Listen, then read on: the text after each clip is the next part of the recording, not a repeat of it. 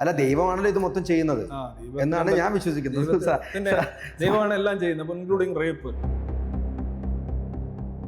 1400 വർഷങ്ങൾക്ക് മുമ്പ് ഖുർആനിൽ പറയുന്നുണ്ട്, ഫിറൗൻ എന്ന് പറയുന്ന ഒരു വ്യക്തിയുടെ മൃതദേഹം കടലിനടിയിൽ, ചാവുകടലിനടിയിലുണ്ട്. അത് മത്സ്യം തിന്ന് ഭക്ഷിക്കുകയോ അതിന് യാതൊരു രൂപമാറ്റം സംഭവിക്കുകയോ ഇല്ല എന്ന് പറയുന്നുണ്ട്.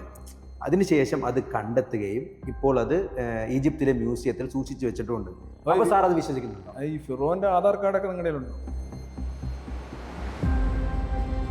ഞാൻ ഈ ഖുറാനിക് മിറക്കിൾസ്, പിന്നെ അതുപോലെ തന്നെ ഹിന്ദു മതത്തിന്റെ മിറക്കിൾസ്, ക്രിസ്ത്യൻ മിറക്കിൾസ്, ഇതെല്ലാം തന്നെ ഞങ്ങൾ സ്ഥിരമായി എന്താണ് ആഹാരത്തിന് നമ്മൾ കഞ്ഞിയൊക്കെ കുടിക്കുമല്ലോ, അതേപോലെ ചെയ്യുന്ന കുറെ കാര്യങ്ങളാണ്. ഇതെല്ലാം തന്നെ മൊത്തമായും ചില്ലറയായും ഒറ്റ വിഭാഗത്തിൽപ്പെടുന്നതാണ് UDAYIPPU. അതാണ് ഉഡായിപ്പ്.